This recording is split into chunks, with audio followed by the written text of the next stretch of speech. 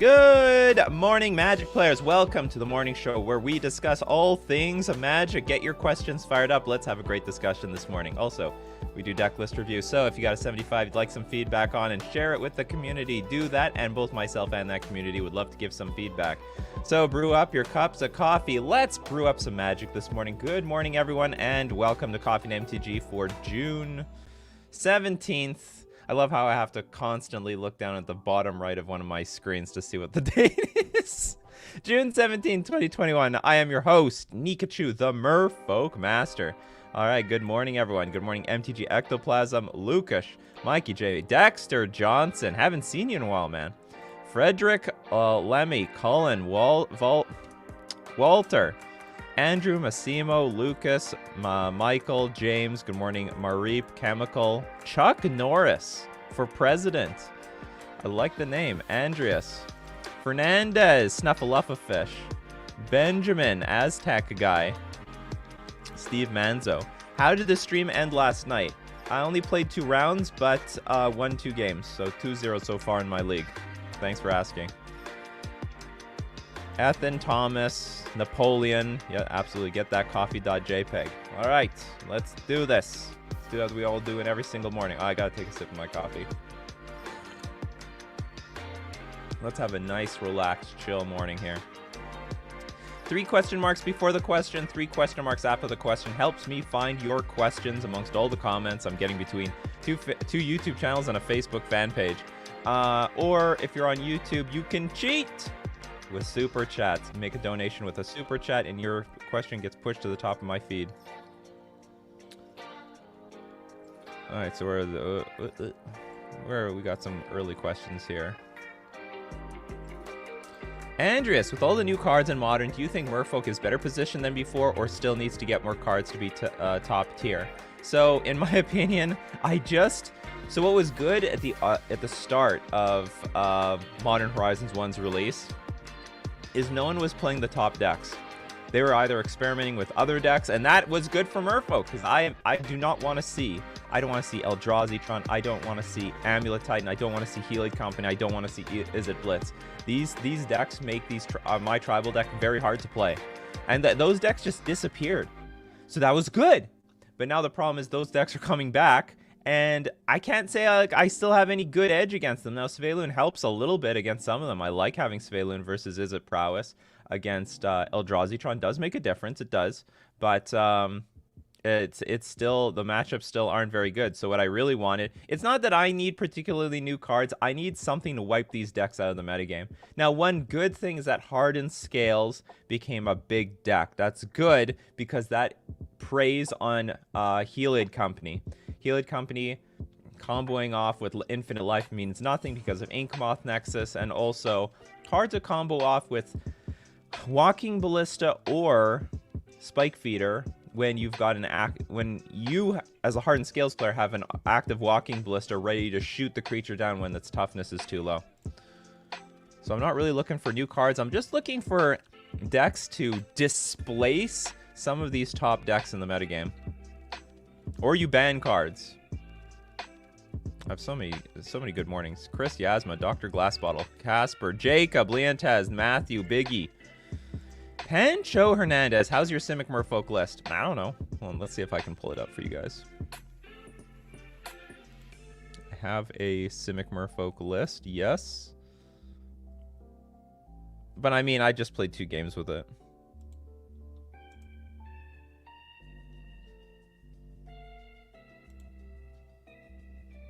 Oh god, this is terrible. This is unviewable.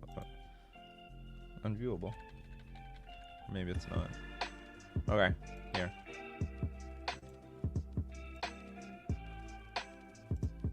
Okay, I found a way to share. So the deal is, okay, long story short, I'm gonna play with all the basic stuff. Tide Shaper, Cometa Speaker, Lords. I am gonna shave down a Silvergill Adept because I want to squeeze in room for a Chalice. Like, I don't want to touch the Lords. Maybe I could, and I want at least a little bit of creature interaction with Merfolk Trickster. Maybe the cutting of Silvergill Adept is a mistake, but I'm hoping Svaelun, like, you know, backs me up here, you know, compensates for the 1 silver Gilliduff I'm losing, because Svelune is just better card advantage. If you're playing with less than 4 Svelune, in my opinion, you're making a mistake. It's a mistake. You can't play with less than 4 Svelune. But anyway, that's more or less the list. I really think I need Chalice for the... I think Chalice will be fine versus Living End and Prowess. And maybe some other matchups. Like, it's fine on 1 against Hardened Scales and stuff like that. Not amazing, but it's basically the gist of the list.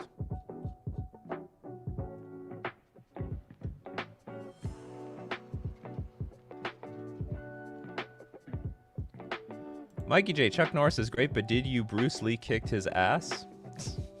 I don't know. Who's supposed to be stronger, Bruce Lee or Chuck Norris? James, I heard that double Bong Cloud was a rare chess move on a quiz game show last week. What is it, and why is it a rare move? It's like a troll move. Actually, I don't know what the double Bong Cloud... Oh, I think it's... There's one game. I think it's when you play E4, then play King E2. I'm pretty sure that's what the Bong Cloud is.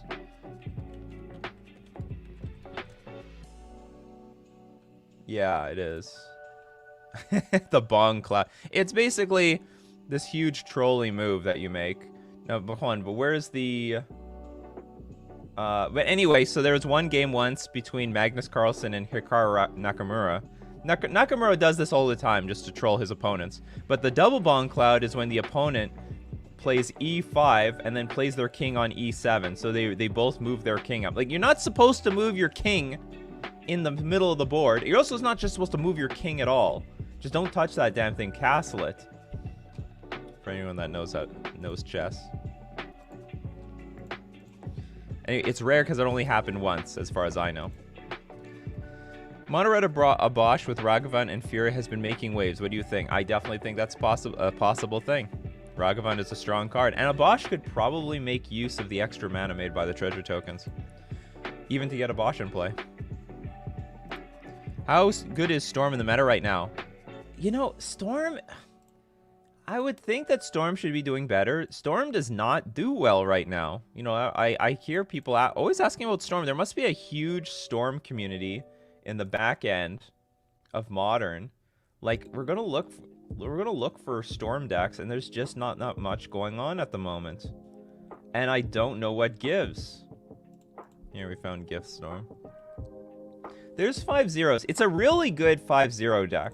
It's a really good deck at making 5-0s because you're just jamming game. It's fast. You can get through these games very, very quickly.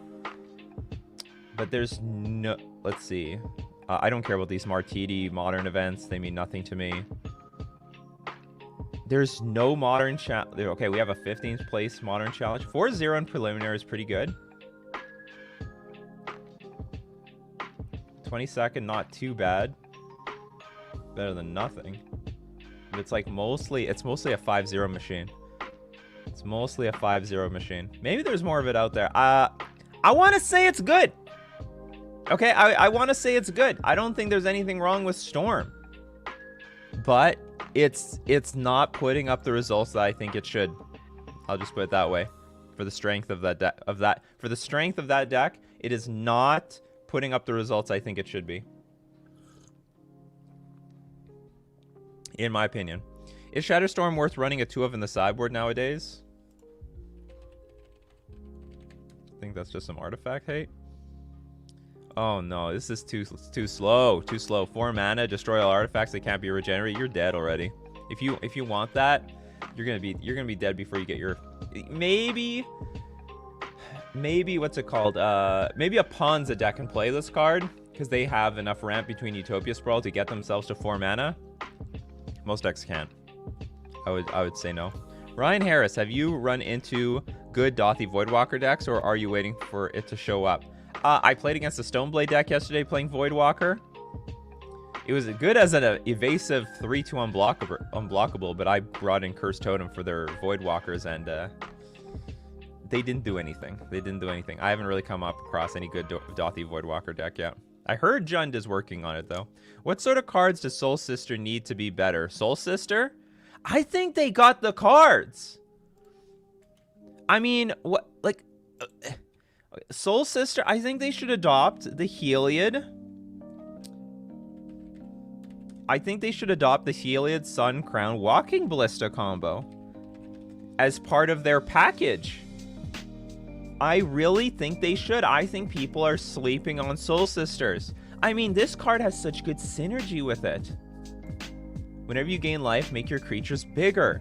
And you can give creatures lifelink, which would trigger everything. And like Soul Sisters, for the most part, they don't naturally have lifelink. So you can just naturally give like a random 1/1 creature lifelink. You gain life and get triggers to happen.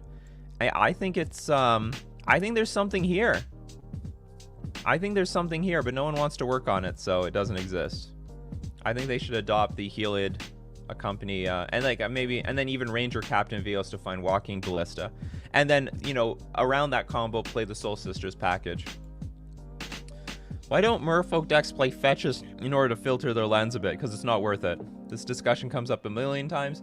The damage you take from your fetch lands is way more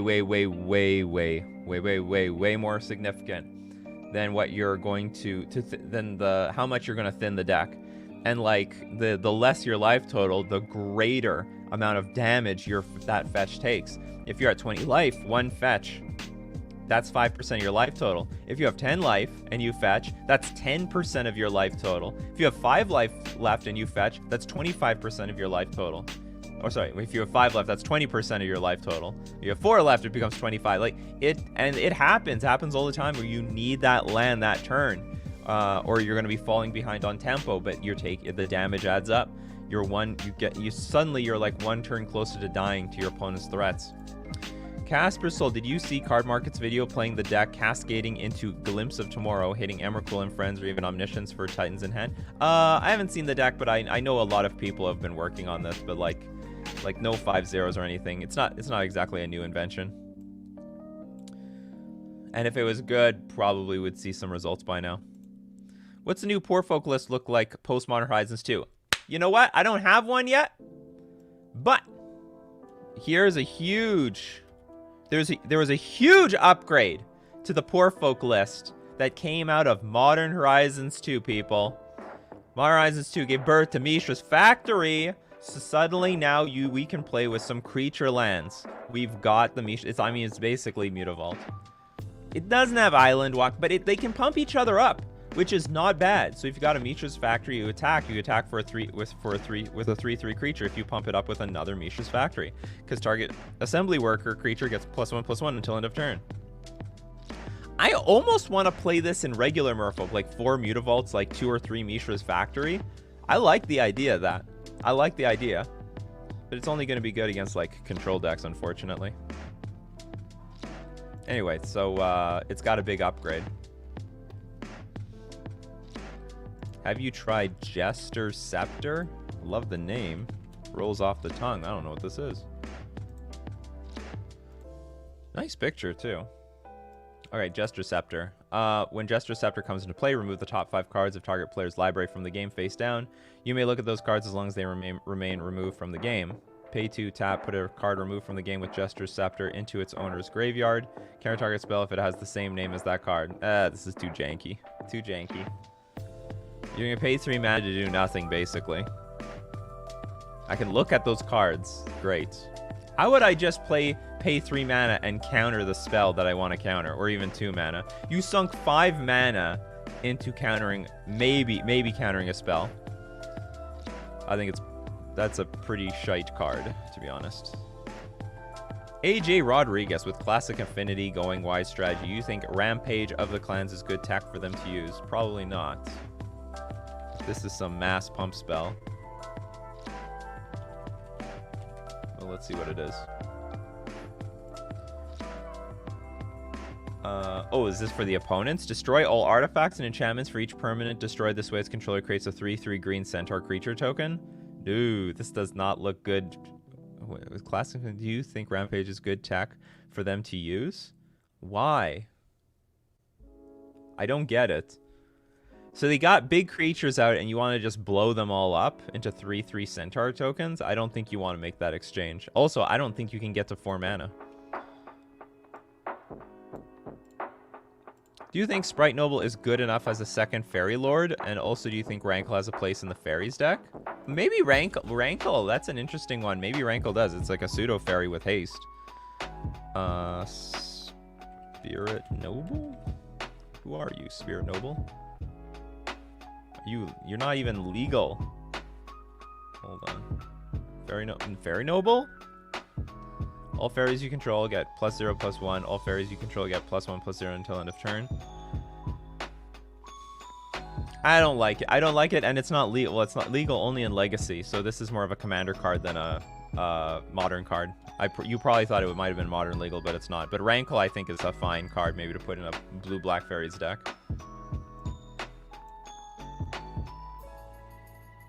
Snuffleupafish. Well, we have the Hive Mind. What cards have helped against Stormwing Entity? All right, everyone. What has helped you beat Stormwing Entity? And honestly, I don't have any good... well, at least from a Merfolk perspective, I have nothing. Rapid Hybridization. Maybe Suspend. I got nothing. How does everyone... Oh, it's... Man, it's a Sprite, not a Spirit. Noble. No, it's a Fairy. Oh, was it Sprite Noble? Okay, I will... Oh, this one. Tap other... it's very similar. And this one is modern legal. This looks better because it's a 2/2 creature. But I still want to say no. Like, not attacking with this is a big deal. It's a big deal. In my opinion. Oops. How the hell did I click this by accident? Okay, so how are we beating? Okay, we got Path to Exile. Damping Sphere? I guess that works if you're on the play. So you prevent the opponent from playing with like Manamorphose into it immediately. But I don't know if it's that good. Petty Theft? The problem is you bounce it, then they just bolt you next turn, replay, and they scry some more. So that's what I don't like. Tragic Sled, but that's not very popular here. Maybe in Pioneer, Ravenous Chupacabra is good.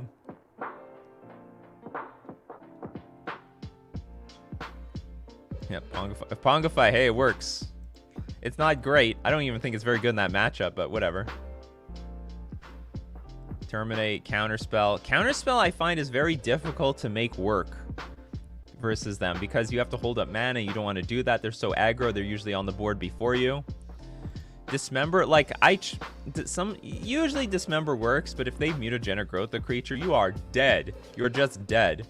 You just took 4 damage and their stupid Stormwing Entity is still on the battlefield. I don't like stuff like Vapor Snag because of, again, they'll just replay it and they'll scry more. They'll just replay it. It's for cheap. It's not hard. You just bolt you, Lava Dart you, play for 2 mana. I don't mind Harbinger of the Tides because at least if you bounce it, you're putting pressure on the battlefield.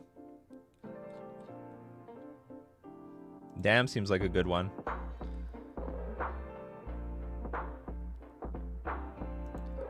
Cryptic Command will counter Stormwing and tap it down if it's already on the battlefield. That's not a bad solution. Hey, Thoughtseize deals with everything. Mystical Dispute's actually not too bad. Oh, where's this Mystical Dispute? I like that answer. I didn't think about that one.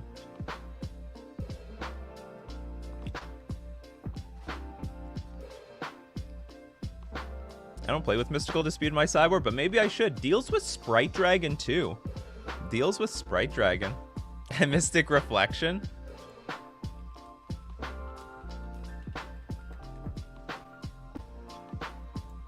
Choose the next target. So, I mean, this is sort of this might be a janky way of answering this, but I guess that's an answer.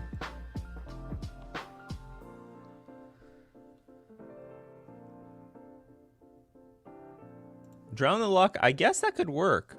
Yeah, that's not a bad one either, because they'll definitely have a lot of cards in their graveyard.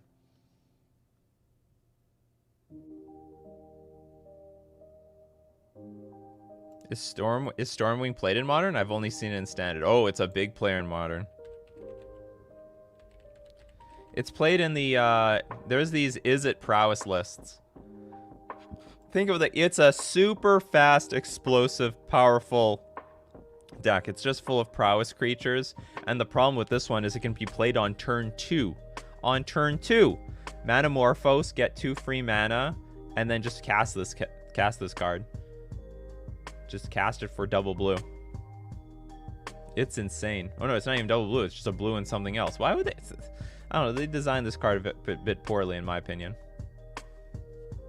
It's an elemental. Maybe I can play this in Merfolk.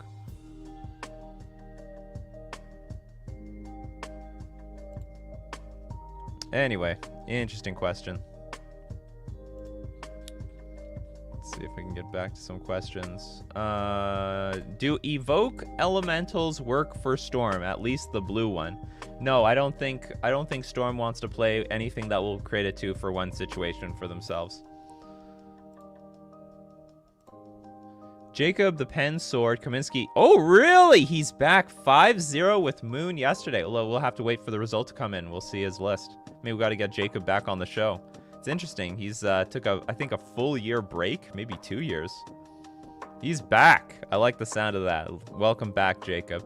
Any deck we should be aware of that's that's really not on the radar? Maybe Doomwake's latest iteration. I look up Doomwake. Of the Cat Oven deck.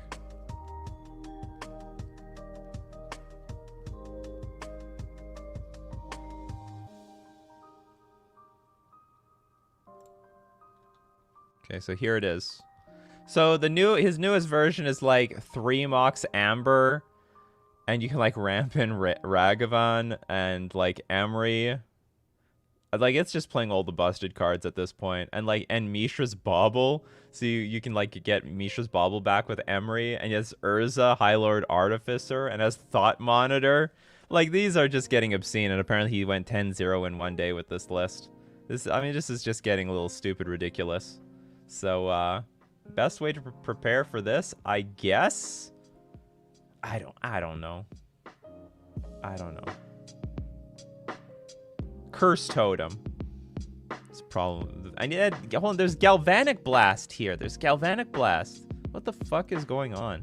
What is happening to this game? What is happening? Dragon's Rage, Chandler, and Blitz, and JDS can rest?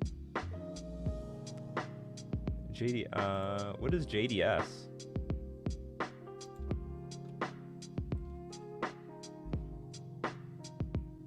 Oh, is it? Oh, Jeskai? No. So I'm assuming Death Shadow. I guess. Oh, it was supposed to be Grixis Death Shadow. But what do you mean by rest? Anyway, it's a good card. It can be played. I think Dragon's Rage Chandler is the new Delver. Because actual Delver is just not good enough for Modern. But this one is. This one is a good one. Dragon's Rage Chandler is a very strong card. So whenever you cast a non-creature spell, Surveil 1, Delirium... Well, anyway, I'm not even... It turns into a 3/3 flyer that attacks each turn if you have Delirium. But the fact that you get to basically take all the garbage off the top of your deck every single time you're, like, casting spells, that's amazing. It's beyond busted. And I think it can fit... We don't know how many decks this can fit in. Yes, most definitely Death Shadow. Most definitely Blitz decks. Maybe even Burn decks. Someone made a case that this card is good in Burn.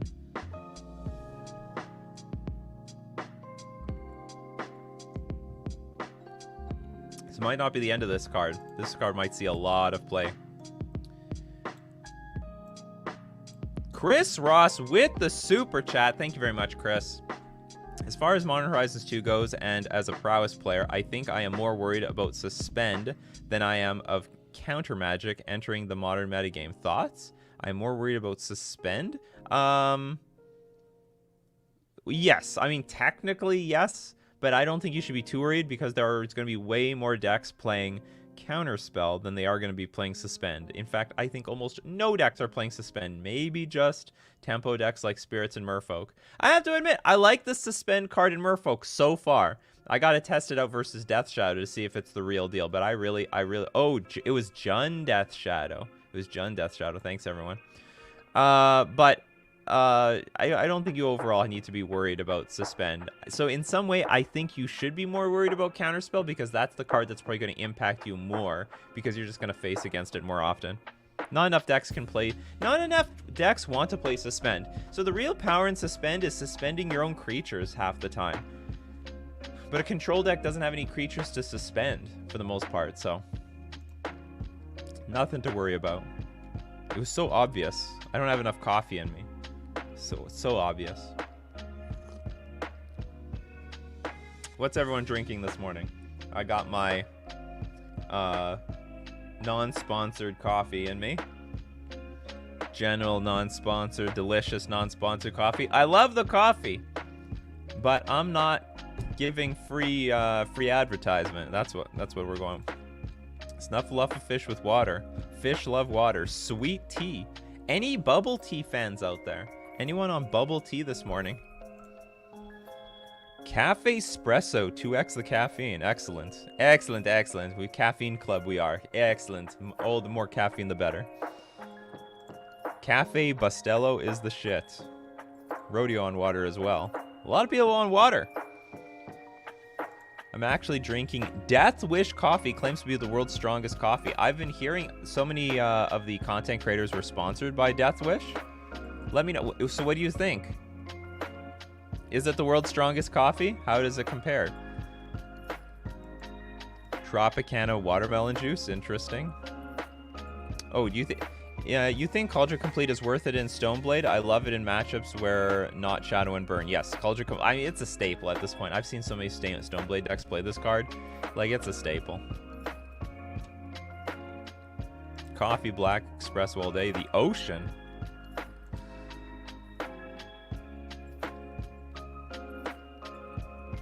Oh, I meant for the Is It mirror matches. Just couldn't fit in the super chat. Do you guys play Suspend? I mean, yes, technically, it's a tempo matchup, so you do want to be more afraid of Suspend. So your fears are not... Your fears are right. Culture Complete is messed up. At least it doesn't have Vigilance and Lifelink. It's like, isn't it the opposite? It has everything except Vigilance and Lifelink. It's got Haste, it's got Indestructible, it's got First Strike, it's got it all. But it's not Vigilant and Lifelink. What do you people drink? A Papa Joe is like opponent's tears on Magic the Gathering Online. So, okay, this Death Coffee thing. Yes, it is very strong. I don't put sugar or cream. I put straight milk in my coffee, and Death Wish makes me put like a third cup of milk. Otherwise, it makes me anxious. It's really strong. Strong stuff. But does it give you a buzz? What's important to me is Nikachu gets a buzz off the coffee. If Nikachu isn't getting a buzz, Nikachu got to change brands. Poison Biscuits. Hey there, quick question. How come you prefer Curse Catcher over Dockhand? The repeatability on Dockhand plus the ability to pinch your opponent's mana from a color perspective seems great. It's just that, at least initially when Modern Horizons 2 came out, the metagame was... Curse Catcher was well positioned. So, like, there was, like, Living End decks, so you want Living End against all that, and also the Suspend decks. There was a lot of, I keep saying Baleful Strix, Shardless Agent decks that were out trying to, like, cheat with Crashing Footfalls. And if you have Curse Catcher on the battlefield, you counter the spells very easily when their opponents are tapping out. Whereas with Dockhand, it was just not nearly that effective. It's better. It's not that great. It's not that bad. I'm sure there's a meta for it, but... right out of the gates, it wasn't that good. Because it slows you down too, because you have to tap your own mana in order to tap down your opponent's mana. So for the most part, if I were tapping out to play my creatures, I was playing a 1 mana 1/2 for the most part.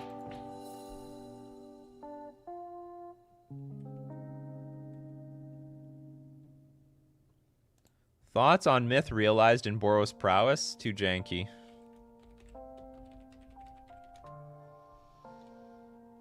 Some people tried to play this in Control. I think that's its best place. It says whenever you cast a non-creature spell, put a lore counter on this. Then you have to pay mana to activate it. No, that's not where you want to be. So, like, if you're even Boros Prowess, you just want to have a creature out and you don't have to sink any more mana to make it better. Besides, it's just a random creature anyway. They can still kill it. It's too much work. Too much work. Do you think Toski is great for historic merfolk? Maybe. You know, I never thought about that. Maybe Toski is okay. I like the idea of Toski. I like me some Toskies. Napoleon, with the Avatar to boot. Have you had the pleasure to play against the new updated Abosh Ponza decks? No. No, I've not played against the new Abosh. I never even heard of it until now. Never heard of it. Interesting, I'll keep my eye out for it. What's your thoughts on the current meta now that Modern Horizons is out? I don't like it. Because the people reverted back to the old decks. Amulet Titan's back, Izzet Prowess is back, Eldrazi Tron's coming back. Like, basically all my enemies are coming back. So people experimented for a little while and like, okay, let's just go back to the stuff that works. So that's what I don't like about the meta right now. Now, but I will say, for the most part, we do have just more decks available and more variety than we had before. Definitely. What would it take for a mill to be equivalent to burn? I don't know. I think they're going to attack different metagames. You know, I think mill is good at beating decks that burn is not good against. Like, for example, mill is very good at beating things like Ad Nauseam and Amulet, because those decks are dependent on key cards in their combo, and then if you, like, surgical extract them away, I mean, the game's over. Whereas burn actually struggles against both those decks. Can't say what would become equivalent. Mill seems to be like a good counter deck to certain combo decks when they're in the metagame. Can you explain how tempo decks operate? Can you play a tempo deck without playing any blue? Yeah, actually. I mean, there's a lot of people who would claim that a mono red prowess deck might be a tempo deck, because so long as you're spending, it's really hard to define tempo. But basically if you're spending less mana for an effect, you will be ahead.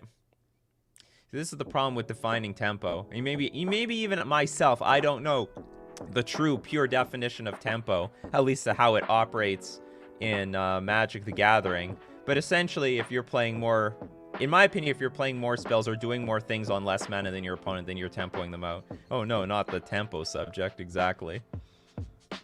Which makes like, for example, just a prowess deck pretty good, because I spend 2 mana on a creature, they spend 1 mana to kill it, and they can play multiple creatures for 1 mana. I can only play 1 creature a turn for 2 mana. I'm slowly losing the thread because my opponent can do more on less mana than I can. Essentially, I'm getting tempoed out. Casper Soul says, bring back Nikachu news. Honestly, maybe Nikachu news is dead. I don't know. Or I have to, like, redefine how I do it.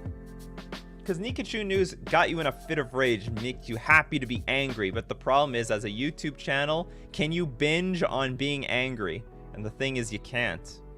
That's the sole problem with Nikachu news. You like it once in a while, but if I have a million Nikachu news videos, can you binge a channel making you just purely angry?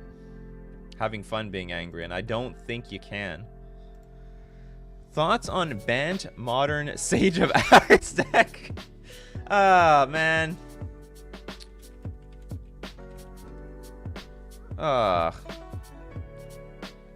Why? That's my first. Why? Why would you do this? Why? And how? It has heroic. You have to cast spells that target this thing. I tell you what, if you've got the cards and you've got the mana to pump this thing up, why don't you just play this card? If you want an extra turn. Why don't you just play this card? Just play this card. This is a good card.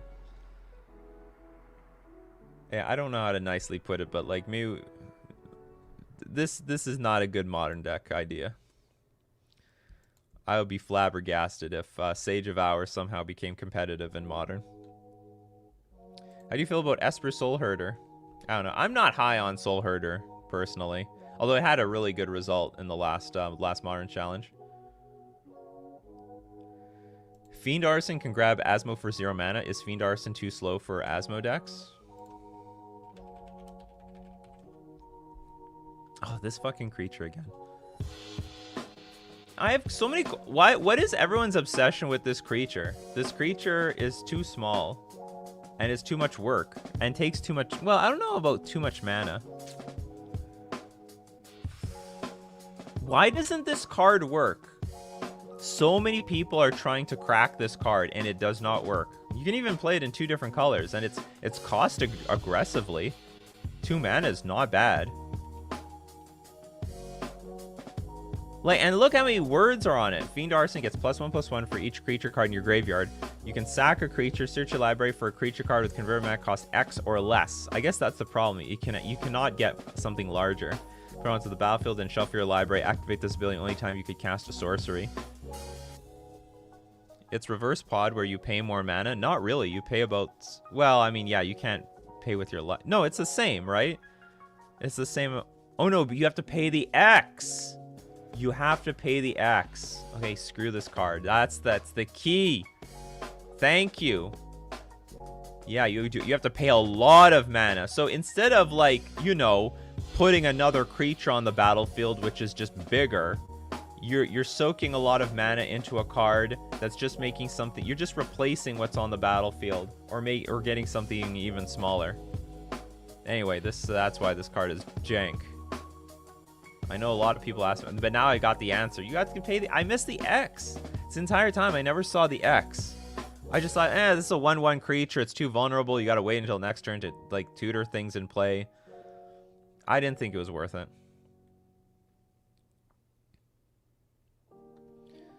Nikachu, why isn't Wilderness Reclamation not being utilized? It's not being utilized. What can I say? There's no good Wilderness Reclamation deck. Maybe one day there will be. It's a good card.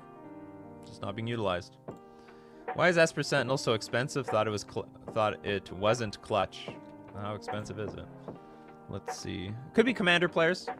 Never underestimate the power of Commander. Let's go to my favorite website for showing very unrealistic card prices.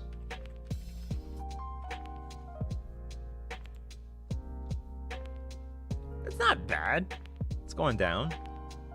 I will say it started off pretty high. Probably has some price memory issues here at $34. Everyone thought maybe it was like going to be the next one drop in humans or something, but it's going down. Slow to going down. It's already lost like almost half its value. Or I guess it's a third, 40% or something. It's going down. It'll keep going down. But I don't know what's holding it up. Blue X Miracles or Stoneblade in the current meta? They're both good. I would say Miracles. I'll go with Miracles. Jesse, are there any good content creators for budget Modern? I want to play Modern, but it's too expensive. Oh, I got someone for you.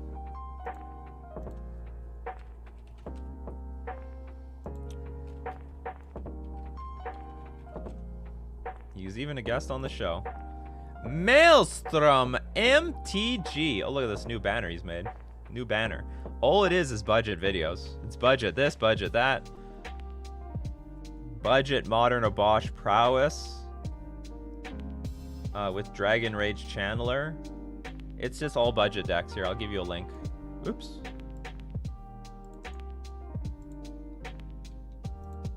Knock yourself out. It's just budget decks. He does a great job.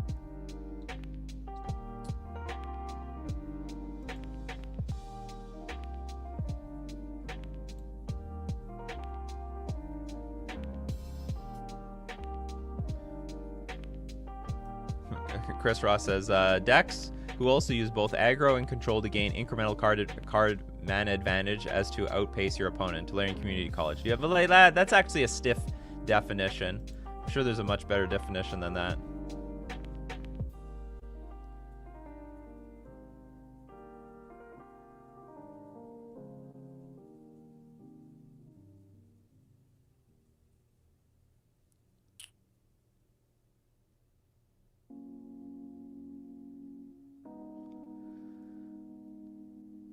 Isn't Finale of Devastation better for Asmo than Fiend Arson? Yeah, probably. Alex Butler says, are you collecting specific Modern Horizons 2 border treatments for the return to paper play? Old bordered foils? I'm not collecting anything right now. Although, if I had a pile of money dumped on me out of nowhere, I might get the foil Japanese full art Sveiloons. That would be pretty cool. I'd probably get those. I like getting those cards that are really hard to sell. Why is MTG stocks unrealistic? Some of their prices are just stupid. I mean, let's look at, what was it? What was the card that spiked out of its mind? Oboro? Sometimes that, like, it shows these card spikes for no damn reason. Where's the foil? See, look, this thing went to 5 grand. Like, please, it didn't go to 5 grand. This is dumb. This is just stupid. It did not go to 5 grand. So sometimes you get these just dumb spikes on this site that should be filtered out because they're not real. I don't know, maybe it is real. Maybe someone actually bought a foil Oboro for $5,500. I sometimes wonder, like, there's got to be some rich millionaires out there who don't know anything about Magic except that they're worth money. It's time to go get them, time to go buy into cards. And so, like, when they hear Oboro, foil Oboro is starting to spike up, and then they see someone list one for $5,500 on eBay, maybe they buy it up because they don't know any better. They're like, I gotta get this before someone else does. I heard Magic cards are worth a lot of money, but I'm not sure. I mean, this is just a random theory of mine. That's the only way I can see someone paying $5,500 for a foil Oboro. You know what I mean? Yeah, it could be eBay manipulation. No, they use TCG mid, which gets manipulated by seller. Yeah, I see on TCG Player they're asking for like 10 grand for some sort of card, which obviously does manipulate the price. Absolutely. Oops. MTG stocks just translate data. The market ran out of stock and prices are undefined. What do you think about the future of blue-eye control? In my opinion, with 2 colors, it can have more consistency with color for mana, for counterspell or charm, without losing too many life with fetches. I think blue-eye control is totally fine. It has a great future. Always will be around. Space Marine might not believe it, but I believe it. Speaking of card spikes, doesn't reserve list look pretty good for money laundering? If you can pay it in person, like, yes, but like if you try to buy stuff online, like how did you get the money online? You had to go through a bank account. So I don't think so if you can buy the cards, and if you can go to a GP event, that's probably the best way to launder money. Going to a GP event and like just buying up beta cards and reserve list cards at the vendors and paying in cash. Vendors are happy, the money launderer is happy, but buying online, it's probably not gonna work. Maybe that's why the cards are so expensive. I mean, that would be an incredibly good reason. This actually would strongly explain why reserve list cards are so expensive.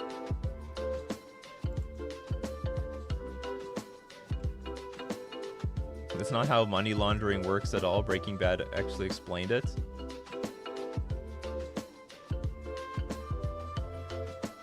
Oh, so money laundering is about having a paper trail. You wanted a tax system. Okay. Yeah, but where did it come from in the first place? Or did they just ignore that part? Yeah.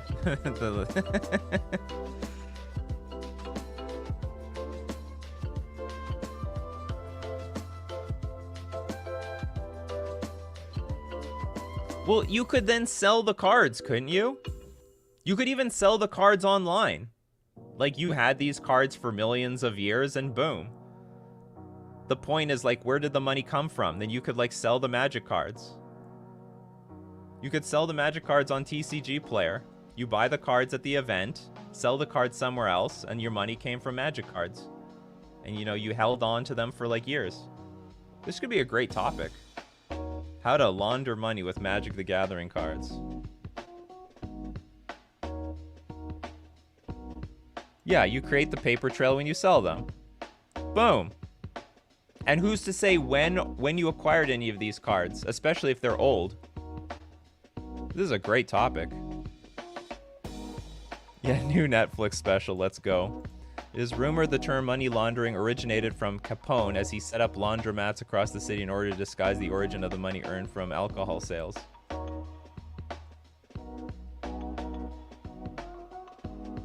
There's something called the Vancouver method for money laundering because of the casinos here.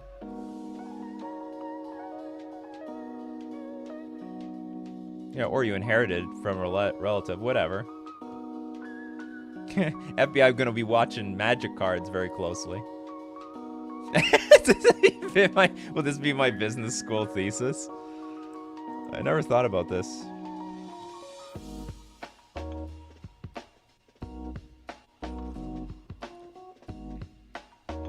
Oh, so you want the businesses to operate simultaneously?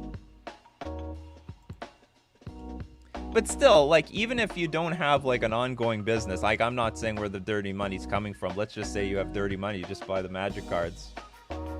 How the hell would they ever find out?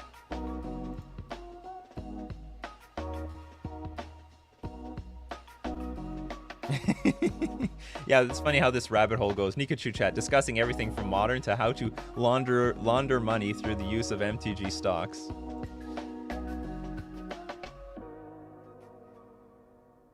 The problem with MTG cards as money laundering is that you can't show a cost basis to pay taxes with. No, well, because we're not using this as a business. We're not using this as a business.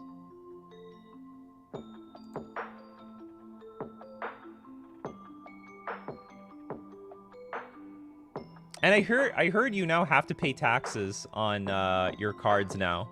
I mean, like, I think legally you're supposed to, but, you know, I mean, if it slips through the cracks or whatever, it might not happen.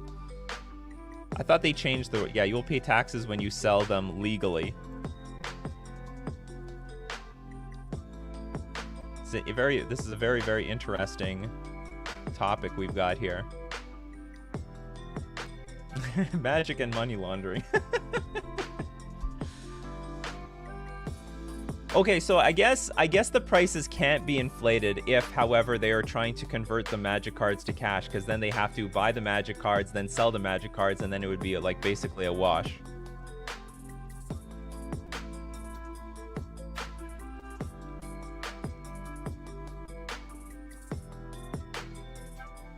Yeah, it could work though. Could they do it with condos and art pieces? Money laundering sometimes uses a business front, but not always. Yeah, you could have bought them in the 90s or something. But yeah, it would be so incredibly... I mean, it's a collectible. It's so under the radar. And you could just...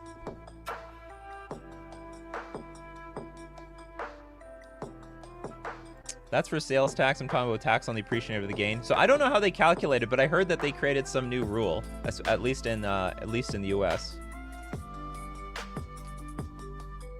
I don't know how they prove it, though. I really don't know how it works.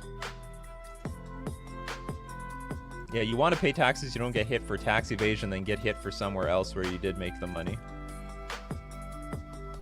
Very important. You pay your taxes, people. You pay the taxes.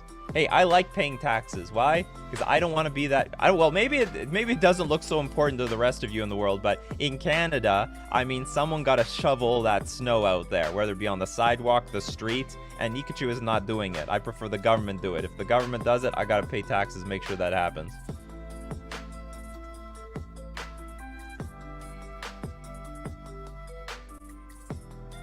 Yeah, you don't need to... Well, you don't need to make...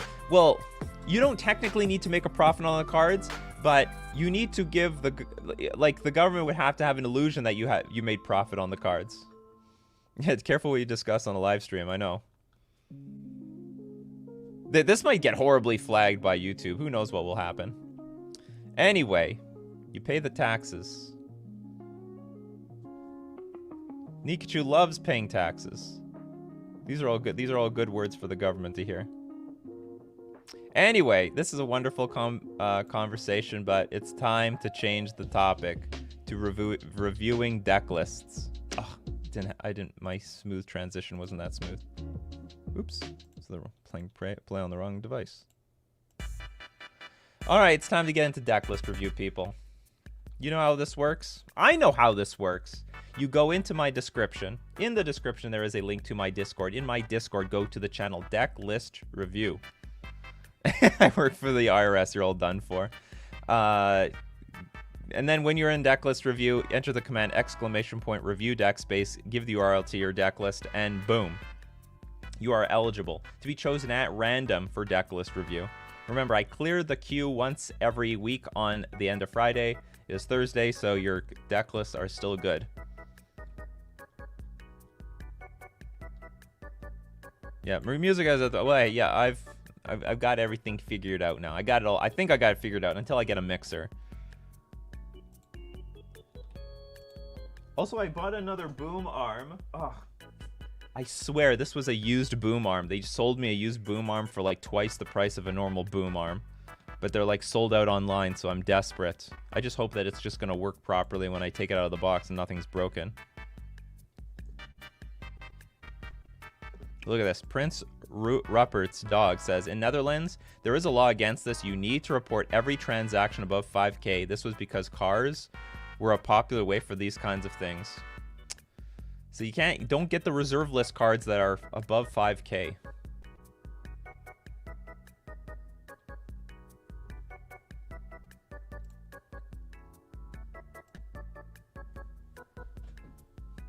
Yeah, pay taxes to get everything fixed. Yeah, the boom arm. Yeah, but they're selling at a profit, damn it. Idiots. Okay, as we are waiting for people to submit their deck lists, quick shoutouts to sponsors: FusionGamingOnline.com. Deal of the week, 15% off Strixhaven singles and sealed product. That includes, remember, that includes the specialty cards from the Mystical Archives. So if you're waiting for some cool Mystical Archives art, you want a deal on it, now's the time. Hop on it, 15% off. All, they got foil etch counterspell here. And if 15% off isn't enough for all of you, you want a higher deal than that, you want something better, you can get an extra 5% off if you use coupon code Nikachu at checkout. Supports the channel and also gets yourself 5% off. And we're going to thank Mana Traders, the premier place to rent Magic cards online. Basically the way that everyone's on Mana Traders trying to play every single new deck that there is available in the new modern metagame. Support the channel using my Mana Traders link in the description below, or save 15% off your first 2 months using coupon code Nikachu.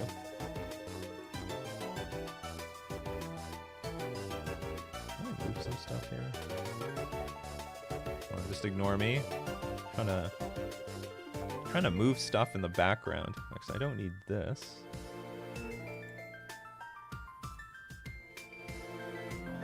I have some stuff that's sort of distracting.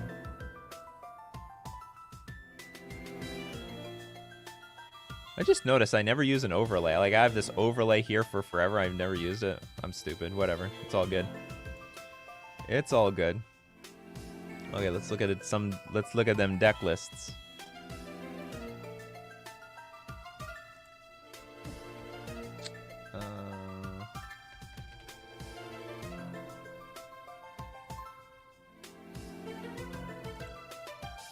Prowl, congratulations. You're the next contestant on Decklist Review.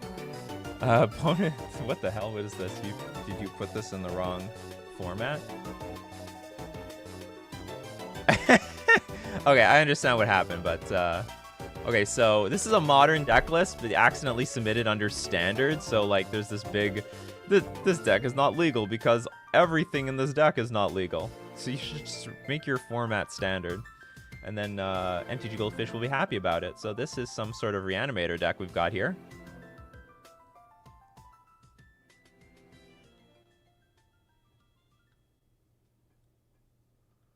Par Hertzell says, you still have to buy the card somewhere and they'd expect you to have a receipt for the purchases that big. No, it is assumed you might have bought the cards 20 years ago for very little money.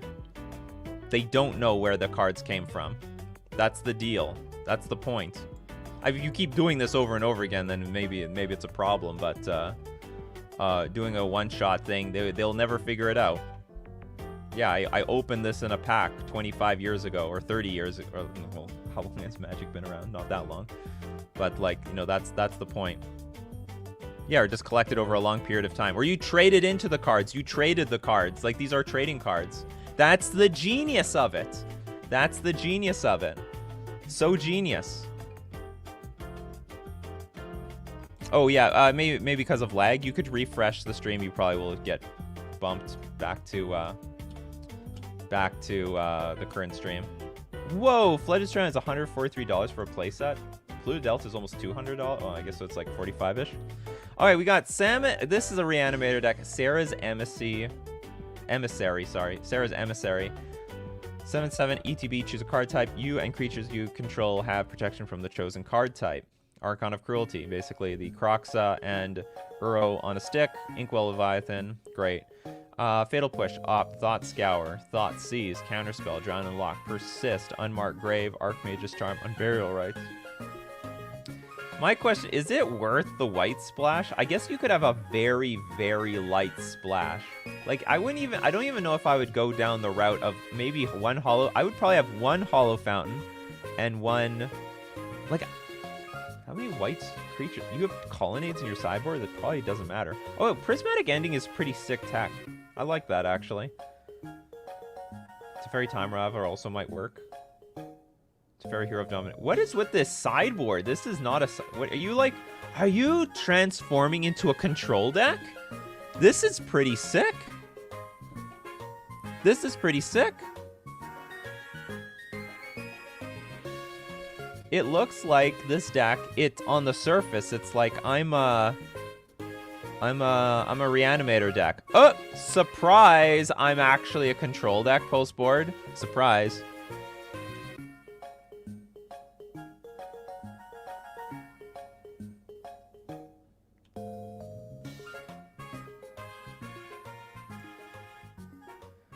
So, anyway, I like the transformational sideboard because if your opponent's bringing in tons of graveyard hate, like, it's going to be totally useless against all this stuff, all of it. This is a very unique idea I can get behind, and it goes so well with this. So what do? You side out one for maybe these 8. Oh no, there's 12 cards here. Okay, so it's 12. 13 and maybe some Thought Scours, and you bring in the whole kit and caboodle. This deck would not survive an open deck list. No, it would not. No, it won't. But we don't live in open deck list world. Why not run a few Snappy in the main? Because the opponent is bringing in graveyard hate. They'll bring in the Rest in Pieces. They'll bring in the Grafdigger's Cages. So the opponent is perfectly sideboarding considering the opponent's plan of bringing in graveyard hate. So don't bring in Snapcaster Mage when you know your opponent is bringing in a bunch of graveyard hate. This is a really clever idea. I'm just wondering if you have enough ways of comboing off, though. I mean, I guess you're just a control deck, right? You're just a control deck waiting. Can you exchange any of these cards? What does Esper Charm say? Because maybe in some situation you want to Esper Charm yourself. Target player discards 2 cards. In some situation, maybe you want 1 Esper Charm in here? I don't know. I'm assuming if you ever need graveyard hate, you just play your main deck. Oh, you can Thoughtseize yourself. That's right.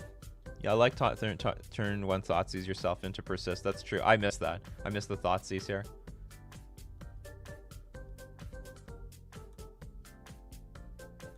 I guess the problem is they don't know what to take out. Like, I don't know if you need Snapcaster Mage. I mean, probably you can take something out for it. I don't know what it is. Like, I don't want you to take out any of the combo pieces. Maybe Thought Scour is not that necessary.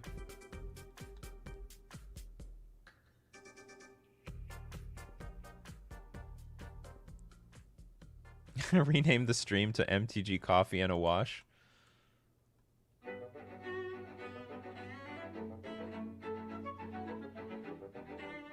I like the list. Okay, what's with the mana base? We have Flooded Strand. We have another thing that helps discard cards. I don't know if I love this card. I think you have a lot of ways of discarding cards from your hand, I think. Maybe you don't. It's just that this colorless mana really sucks when it comes to things like Archmage's Charm. So you have literally just 20 lands. It's cutting it close. I guess you have Opt. Opt is okay. Thought Scour seems iffy since they're bringing in Rest in Peace. Well, I think they're siding this out. So they'll side out, they'll 100% side out all this. Maybe they'll leave Inkwell Leviathan, just a hard caster for 9 mana. But anyway, I think they take out the four creatures, the 4 Persist, the 4 Unmarked Grave, the 1 Unburial Rites. So that's 13 cards, and they take out 2 Thought Scour. And then for the most part, the extra Thought Scour is just like a cantrip.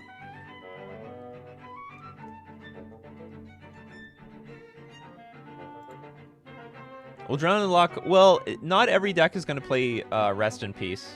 They'll have, like, Grafdigger's Cage or Soul Guide Lantern or something like that. Why not Collective Brutality? They don't want to run Collective Brutality. Honestly, Collective Brutality is not perfect. I mean, it can only hit instant or sorceries from your opponent's hand. It can only kill small creatures. I dropped 2 Ops for 2 Snappy in the main. I think game 1 you do want the Op because you do want to be like a combo deck. I'd be more like, I don't really like Thought Scour, to be honest. I think this is the weakest card. Oh, they want to turn on Drown in the Loch, though. Oh, yeah, so the Thought Scour is actually only to turn on Drown in the Loch, for the most part.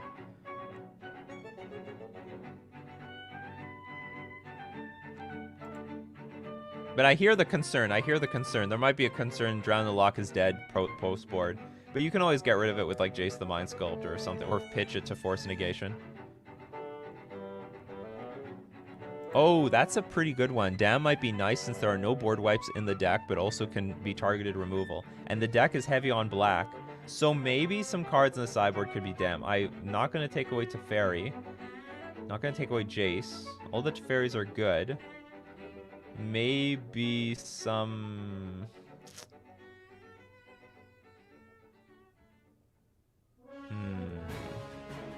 Maybe something in the main here. Maybe Dam is better than Drown in the Loch.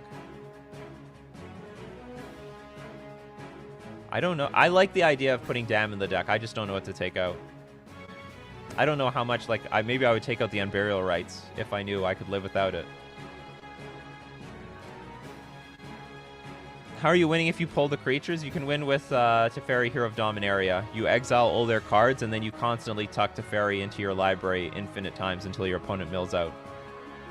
You could also win with Colonnade. Take out Colonnade unless you need the blue-white oust. I think that the idea is Colonnade is a pseudo-win condition. Because the deck doesn't have anything else otherwise.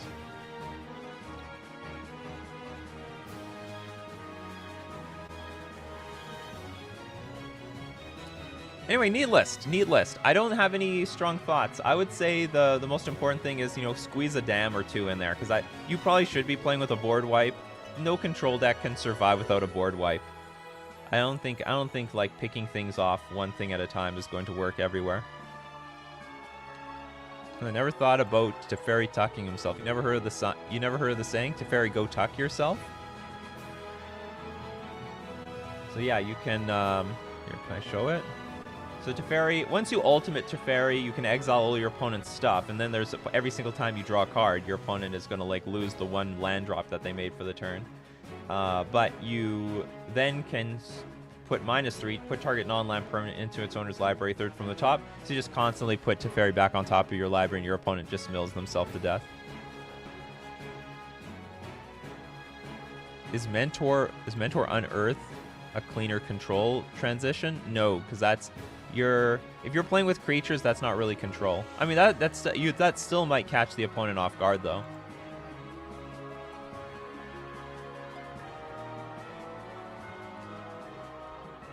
All right, well, anyway, I think that's all the thoughts I have on this deck. A neat deck, actually. Really neat deck. Good luck with it. Okay, Mr. Kex, congratulations. You're the next contestant on Decklist Review. Oh, fuck, it's deckstats.net, people. It's deckstats.net.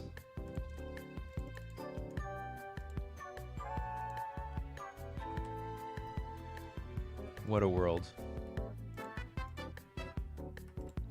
We are meant to suffer in this world. What is this? Is it control? Archmage's Charm could be an upgrade. Cryptic Command and Force Negation are very expensive upgrades. So, okay, so I hear you loud and clear. How can we make this deck as good as we can without spending money? That's how I understand this. How do we make this deck better without spending the money?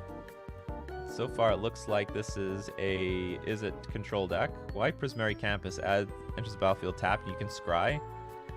Ah, please. Just play more Desolate Lighthouses or something. This is trash. I don't know. Maybe I'm wrong. It seems pretty weak, though. Lightning Bolt, Opt, Counterspell, Negate. That's a bit of a weak one. Telling Time. Look at the top 3 cards of your library. Put one of them into your hand. One on top of your library and one on the bottom of your library.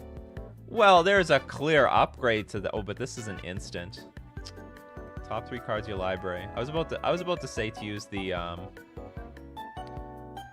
expressive iteration, but it's a sorcery. That does make a big difference in a deck with counterspells. But this still seems pretty weak overall. Dissolve? Oh, God. Prismari Command. Okay, that's a good one. Factor Fiction. How does this deck win? Oh, the Planeswalkers, Ral, Zarek, and Chandra? Okay, that's fine. That's fair. Okay, we gotta buff this deck up a bit. Yeah, there's a Snapcaster Mage in the sideboard, so this stuff should be in the main deck. All this stuff should be in the main. This should be in the main deck. This should be in the main deck. This should be in the main deck. This should be in the main deck. This should be in the main deck. So this is one. I know it's one-ofs, but it's fine. I mean, if you have just the... There's a lot of control decks that just play one-ofs just because it's strategically relevant.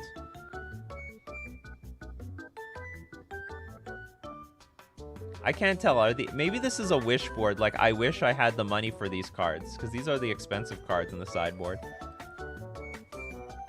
Maybe they're using the sideboard as a wish board, because I don't think they own these cards. Or maybe they do. Yeah, I think the sideboard is for possible upgrades.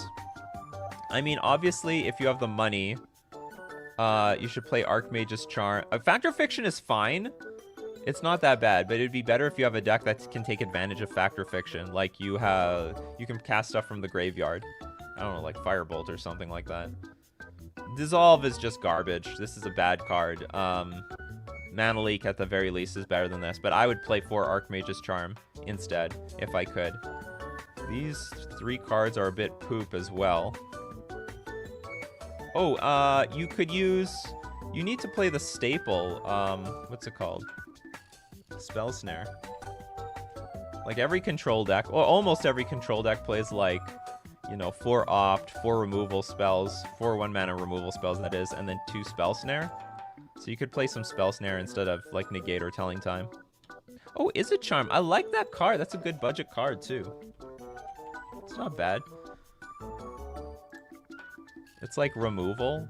It interacts with creatures. It can counter spells. It can loot. I like it. I like it. Temple of Epiphany over Prismari Campus. Yeah, that's true. That could be... I just prefer they just play some different land, to be honest. Magmatic Sinkle is not too bad. But usually as a one-of. You know who we need here? We need Jacob. We need Kaminsky here.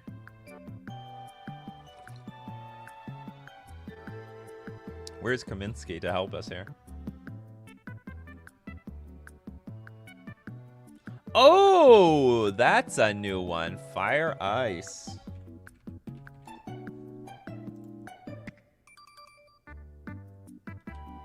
You know, I'm not in love with Remand unless you're like a pseudo combo deck. I mean, you can still play Remand. It's not bad if you're trying to reach the top of your curve.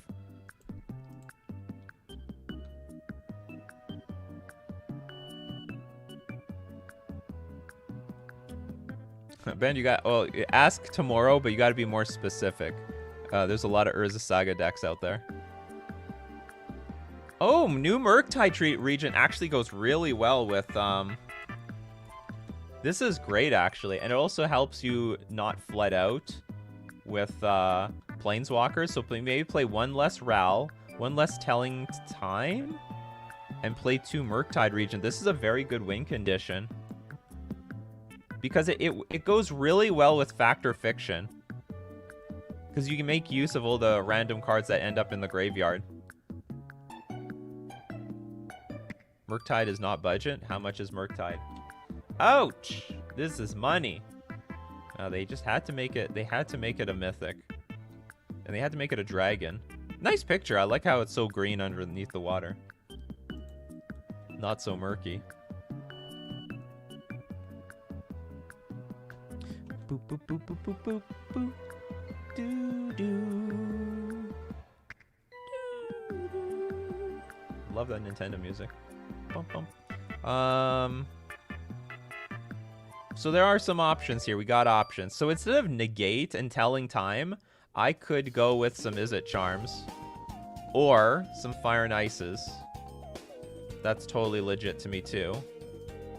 You probably want another... one in Anger of the Gods is fine. Mizzium Mortars is okay too. This is not too bad. I'm sure you can get to 6 mana too. Blow everything up.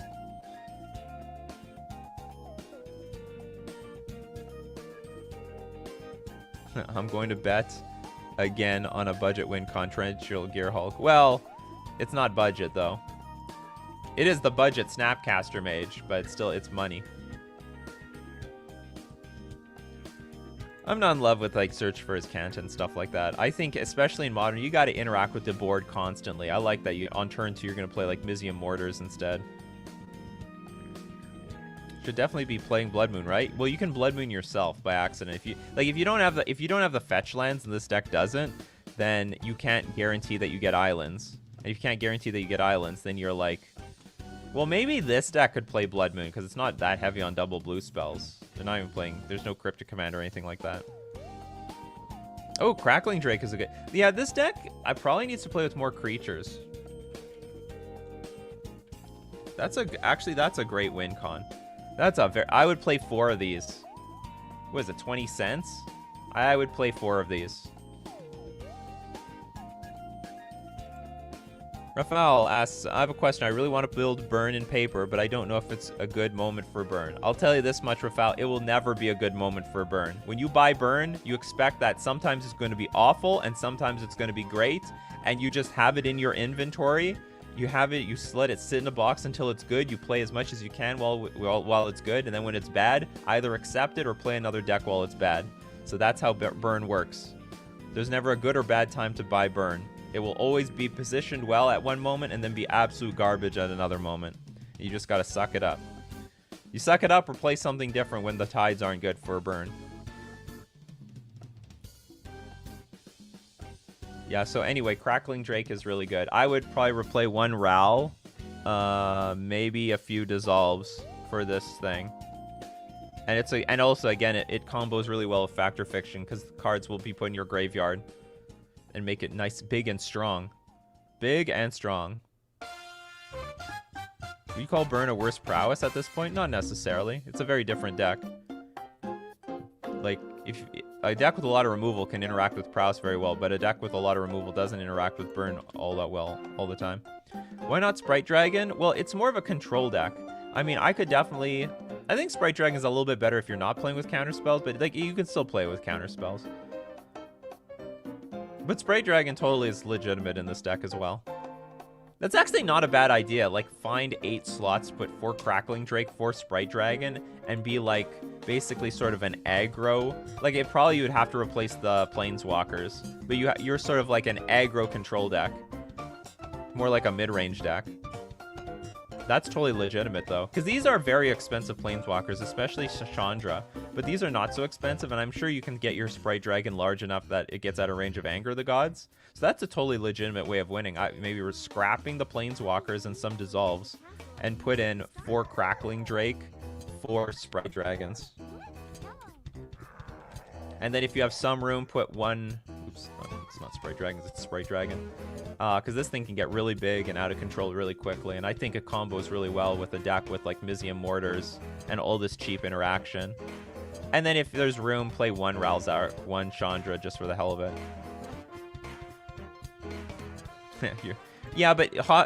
Well, except that Arclight is like a little clunky.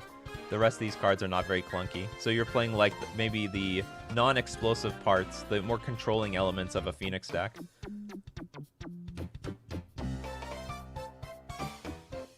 Well, remand is cheap, but remand is not always is not a permanent solution. It's okay though. It's okay. I'm not gonna say it's bad. Duck owner, I have a budget is a dragon control vid. If you're interested in some more ideas, go to Maelstrom MTG on YouTube. And yeah, we have no. You streaming tonight to continue your league? Probably. No guarantees, but probably. But anyway, I think that's it. That's what I think there's some good advice there. Some nice, cheap, strong, powerful advice to improve this control deck. And that's going to be it for Coffee and MTG for today. I mean, great discussion today. Hopefully this doesn't get flagged too hard on YouTube. So MTG, if you want to see my alternate YouTube channel, go check out Nikachu MTG streams for the replays to Coffee and MTG and all things magic goodness. Also, if I didn't get your comments, questions, or deck lists, we do this Monday to Friday at 9 o'clock a.m. Central Standard Time. You can be a little bit late because usually I am as well. And if you want to support the channel and you are not already, you can drop a sub at twitch.tv/NikachuMTG. You can become a patron at patreon.com, or you can join on YouTube. There's a join button on YouTube. So thank you very much, everyone, for supporting the channel. Also being here this morning, making me a part of your daily routine. We had a great, this was a fun discussion. Also some fun deck lists to take a look at. So as usual, keep brewing up that coffee, and we'll keep brewing up magic. See you guys next time.